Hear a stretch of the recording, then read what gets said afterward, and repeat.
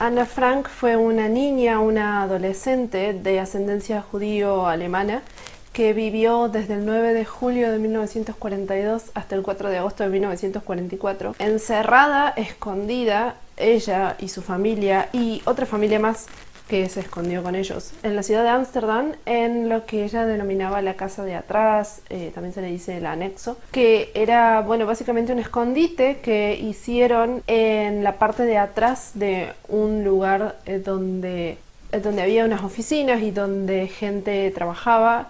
Hubo unas personas que los ayudaron a estar escondidos ahí porque, bueno, todo esto obviamente se desenvuelve en el marco de la Segunda Guerra Mundial. Entonces, por el hecho de ser judíos, si las fuerzas armadas los encontraban, los iban a llevar a un campo de concentración. Esa era la suerte que les tocaba por el hecho de ser judíos. ¿Por qué me pareció interesante volver a releer algunas partes de Ana Frank? Porque estamos en estos días viviendo una cuarentena casi mundial por todo esto del coronavirus. No en todos los países está la cuarentena obligatoria, en el mío sí, pero en la mayoría de ellos se está alentando a las personas a quedarse en sus casas porque es un virus que se propaga muy fácilmente y una de las recomendaciones para no propagarlo es simplemente no circular. Si la gente no circula, el virus tampoco, porque el virus no se mueve solo, digamos, se mueve con la gente, necesita un portador, necesita que una persona lo lleve en sí. Entonces rescaté de alguna forma 5 consejos o 5 enseñanzas que se podían sacar del diario de Ana Frank, una persona que vivió 2 años sin poder salir. Sé que hay mucha gente a la que le está costando mucho, lo veo en las publicaciones por ahí en las redes sociales, gente que quiere que ya se termine y de hecho por eso mucha gente está violando la cuarentena. Es impresionante la cantidad de detenidos que hay por violar la cuarentena y yo sé que psicológicamente quizás duele más que físicamente el estar encerrado, pero por eso leer de alguien que estuvo encerrado tanto tiempo y no porque no pudiera salir a hacer su vida normal, sino porque sabía que si alguien se enteraba que estaba ahí, la iban a matar. Me parece muy útil leer lo que una persona así nos puede haber dejado escrito. Entonces extraje 5 enseñanzas que nos pueden servir en estos días, particularmente en los que tenemos que estar en casa, al menos los que podamos. Sé que hay muchos que no, sé que hay muchos que están en situación de calle, pero los que podamos hacerlo, hagámoslo y no busquemos motivos para salir. Nunca fue tan fácil salvar vidas como hoy, quedarse en la casa. No lo releí entero, releí algunos fragmentos nada más. Estoy segura que si lo leyera todo entero de nuevo encontraría más cosas, más puntos. Entonces, para mí, el primero es que apreciemos las actividades que tenemos. 11 de julio de 1942. La vida aquí no es tan terrible, porque podemos cocinar nosotros mismos y abajo, en el despacho de papá, podemos escuchar la radio. Tenemos suficientes cosas para leer y aún vamos a comprar un montón de juegos. Está claro que no podemos mirar por la ventana ni salir afuera. También está prohibido hacer ruido, porque abajo no nos deben oír. Ana Frank y su familia, y la otra familia que vivía con ellos, no podían hacer ruido, no podían ser vistos por nadie, porque si alguien se enteraba los denunciaban y los iban a llevar. Tendríamos que apreciar el hecho de que hoy por hoy tenemos internet, celulares, computadoras, podemos hacer videollamadas, tenemos todas las redes sociales y si no tenemos nada de todo eso seguramente tenemos algún libro y si no tenemos algo para hacer, para limpiar, para cocinar y no necesitamos estar en silencio como debían hacerlo ellos y no tenemos el miedo de que alguien nos vaya a prácticamente llevar a la muerte porque era casi una sentencia de muerte terminar en un campo de concentración. No tenemos ese miedo. Sabemos que esto va a pasar y que no va a durar tanto tiempo como duró la Segunda Guerra Mundial. A China le duró 3-4 meses, a nosotros seguramente nos dure la misma cantidad de tiempo y quizás no todo ese tiempo lo pasemos en cuarentena. Seamos agradecidos por las comodidades que podemos tener, agua, luz, gas, internet, teléfonos, quizás no todos tenemos todas esas comunidades, pero la que sea que podamos tener, tenemos que ser agradecidos. Podríamos no tener alguna de ellas y les aseguro que si no tuviéramos una sola de esas, sería incluso peor. 29 de septiembre de 1942. A los escondidos les pasan cosas muy curiosas. Figúrate que como no tenemos bañera, nos bañamos en una pequeña tina. Y como solo la oficina, con esta palabra siempre me refiero a todo el piso de abajo, dispone de agua caliente, los 7 nos turnamos para bajar y aprovechar esta gran ventaja. El miércoles vino el fontanero, y en el lavabo de las oficinas quitó las cañerías que nos abastecen de agua y las volvió a instalar en el pasillo. Este cambio se ha hecho pensando en un invierno frío para evitar que el agua de las cañerías se congele. La visita del fontanero no fue nada placentera. No solo porque durante el día no podíamos dejar correr el agua, sino porque tampoco podíamos ir al retrete. Ya sé que no es muy educado contarte lo que hemos hecho para remediarlo, pero no soy tan pudorosa como para no hablar de estas cosas. Ya al principio de nuestro periodo de escondidos, papá y yo improvisamos un orinal. Al no disponer de uno verdadero, sacrificamos para este fin un frasco de los de hacer conservas. Durante la visita del fontanero pusimos dichos frascos en la habitación y allí guardamos nuestras necesidades de ese día. Esto me pareció mucho menos desagradable que el hecho de tener que pasarme todo el día sentada sin moverme y sin hablar. Habitualmente ya debemos hablar en voz baja, pero no poder abrir la boca ni moverse es 1000 veces peor. Después de estar 3 días seguidos pegada a la silla, tenía el trasero todo duro y dolorido. Con unos ejercicios de gimnasia vespertina pude hacer que se me quitara un poco el dolor. Ellos no solamente tenían que estar en silencio la mayor parte del tiempo, sino que en momentos así, en los que sabían que alguien los podía oír porque estaba muy cerca, tenían que incluso cuidar sus propios movimientos. Si nosotros hoy por hoy tuviéramos que pasar algo así, ahí sí imagino todas las quejas y lo que nos costaría. No es la suerte que nos toca. Está bien, yo sé que no estamos en la Segunda Guerra Mundial, aunque hay lugares que están en guerra. No es que sea algo que ya no sucede, la guerra sigue existiendo, solamente que sucede en otros lugares geográficamente lejanos al nuestro. Pero sí hay muchas personas que viven la guerra y no nos toca esa suerte, simplemente nos toca quedarnos en nuestra casa. No necesitamos estar en silencio ni incomunicados ni sin movernos, simplemente no salir. Disfrutemos la comida que nos toca. 27 de abril de 1943.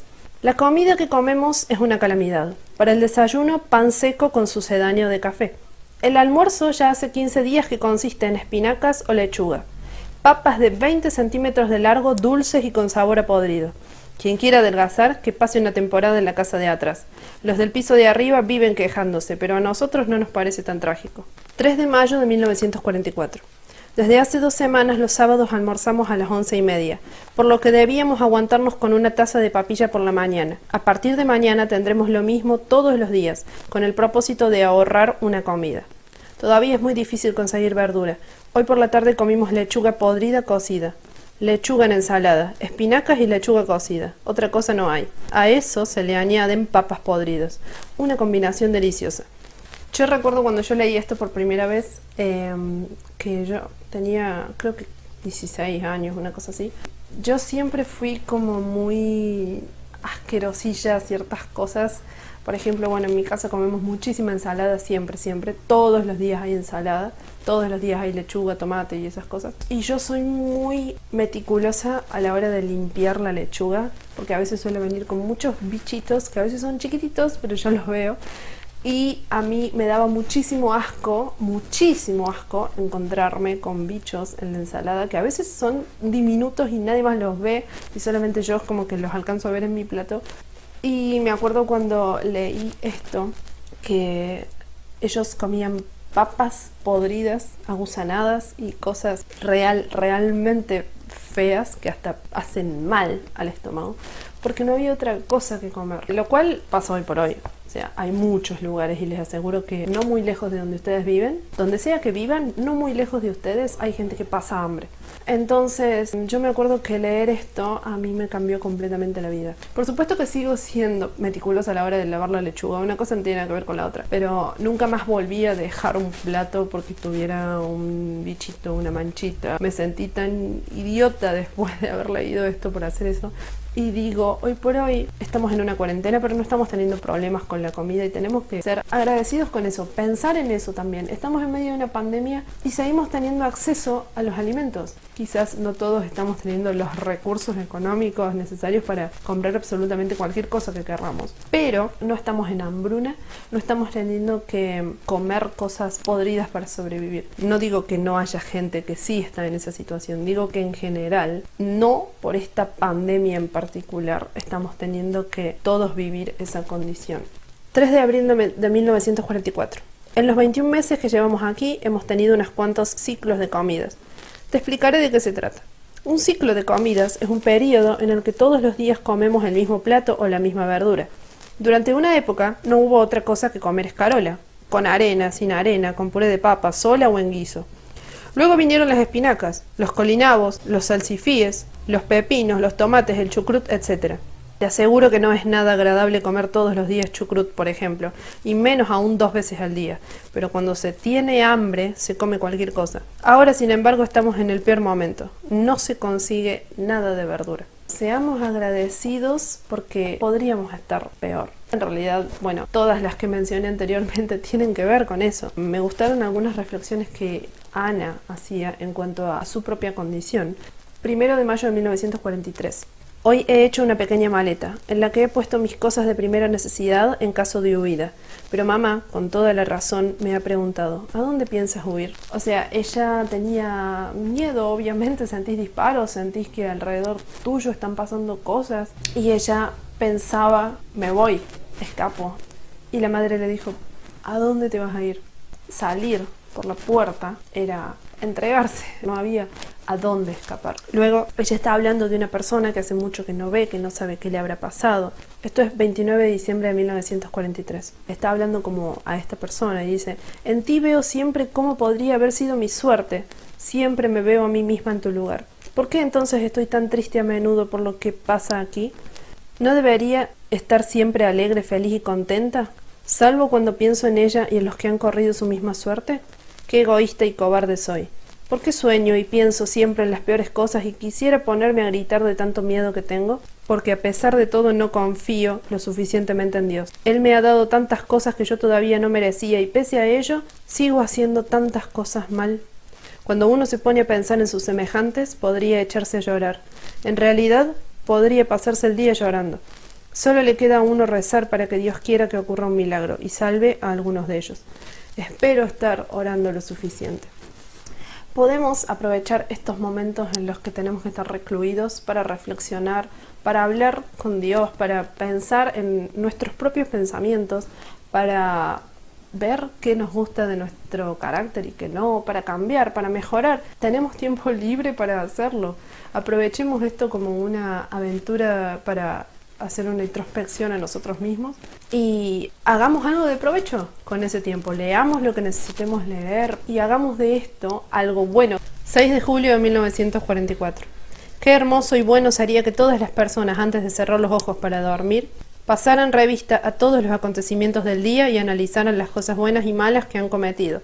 Sin darte casi cuenta, cada día intentas mejorar y superarte desde el principio, y lo más probable es que al cabo de algún tiempo consigas bastante. Este método lo puede utilizar cualquiera, no cuesta nada y es de gran utilidad, porque para quien aún no lo sepa, que tome nota y lo viva en su propia carne, una conciencia tranquila te hace sentir fuerte. 3 de mayo de 1944. Muchas veces he estado decaída, pero nunca he desesperado. Este periodo de estar escondidos me parece una aventura peligrosa, romántica e interesante. En mi diario considero cada una de nuestras privaciones como una diversión. ¿Acaso no me había propuesto llevar una vida distinta de las otras chicas y más tarde también distinta de las amas de casa corrientes? Este es un buen comienzo de esa vida interesante y por eso, solo por eso me da la risa en los momentos más peligrosos, por lo cómico de la situación. Soy joven y aún poseo muchas cualidades ocultas, soy joven y fuerte y vivo esta gran aventura. Estoy aún en medio de ella y no puedo pasarme el día quejándome de que no tengo con qué divertirme. Muchas cosas me han sido dadas al nacer, un carácter feliz, mucha alegría y fuerza. Cada día me siento crecer por dentro, siento cómo se acerca la liberación, lo bella que es la naturaleza, lo buenos que son quienes me rodean, lo interesante y divertida que es esta aventura. ¿Por qué habría de desesperar? 7 de marzo de 1944. Por las noches, cuando acabo mis oraciones pronunciando las palabras "Te doy gracias por todas las cosas buenas, queridas y hermosas", oigo gritos de júbilo delante de mí, porque pienso en esas cosas buenas como nuestro escondite, mi buena salud y todo mi ser, en las cosas queridas como Peter y esa cosa diminuta y sensible que ninguno de los dos se atreve a nombrar aún, el amor, el futuro, la dicha, y en las cosas hermosas como el mundo, la naturaleza y la gran belleza de todas las cosas hermosas juntos. Gente, estamos viviendo una pandemia. No es algo que la mayoría de nosotros hayamos vivido nunca. Sí, si bien hemos vivido el H1N1, creo que muchos estamos aprendiendo y muchos estamos viviendo situaciones que no conocíamos. Nos estamos enfrentando con el miedo también, con una paranoia que hay en los medios. Pero, bueno, esta chica sí que vivía el miedo de ni siquiera saber si la guerra iba a acabar algún día. Las personas que alojaron a los Frank y a los Van Damme, que era la otra familia, arriesgaron su propia vida para poder salvarla de ellos. Nosotros hoy por hoy no necesitamos arriesgar nuestra vida para salvar la vida de nadie. Lo único que necesitamos hacer para salvar vidas es quedarnos en nuestra casa y evitar que el virus se propague. No rompamos la cuarentena, porque salir es propagar. Podemos nunca llegar a tener síntomas y nunca enterarnos de que estuvimos esparciendo el virus. Y este virus mata a una pequeña pero significativa parte de la población. Aún si es la vida de una sola persona la que podamos salvar en todo el mundo, vale la pena. Seamos conscientes, estamos salvando vidas, nunca fue tan fácil ser un héroe. Y vivamos esto tranquilos y en paz, porque estamos seguros en nuestras casas y porque se está haciendo lo que se puede hacer. Cuando pase todo esto vamos a tener tiempo para filosofar, para ponernos a pensar en teorías conspirativas, pero por ahora lo responsable es evitar el contagio lo máximo posible. Así que les mando un beso a todos. Yo me quedo en casa, espero que ustedes también. Quedémonos en nuestras casas, al menos quienes tenemos la posibilidad de hacerlo. Les mando un beso a donde sea que estén y nos vemos en un siguiente video. Chao.